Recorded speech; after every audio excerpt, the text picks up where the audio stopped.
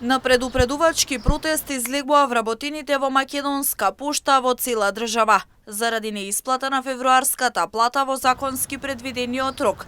Утринава во периодот од 8 до 10 часот се вршеа само итни услуги кон граѓаните. Децидни се дека работодавачот, иако има обврска да исплати плата до 15 во месецот, тоа го крши, со што под знак прашалник се става екзистенцијата на семејствата кои се вработени во пошти. Имајќи во предвид дека 80% од вработените на Македонска пошта се со просек на минимална плата, работодавачот и покрај тоа што има обврска законска за да исплати плата во законски предвидениот рок, тоа до денес не се реализира. Со тоа раководството го прекрши елементарното право, работничко право за исплата на плата.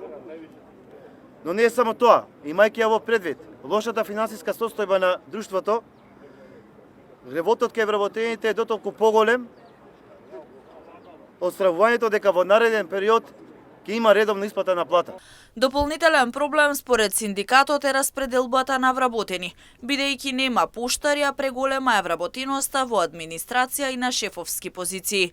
Тоа дополнително го зголемува револтот кај вработените и се појавува одлив на вработени. Со што се доведовме до состојба на недостаток на работници во технолошкиот процес, каде што највеќе се потребни работниците.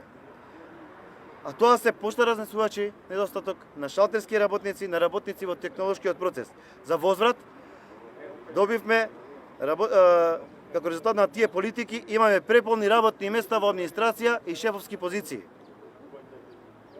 Оваквата состојба делува крајно демотивирачки кај вработените во Македонска пошта и како резултат на тоа имаме преголем одлив на вработени, односно на собствено барање да се заминуваат од работа, особено работници од технолошкиот процес. Синдикалните организации на Македонска пошта ја повикаа владата да се задолжи за обезбедување финансиски средства за редовна исплата на плата, како и преземање на итни мерки за реформирање и реорганизирање на компанијата.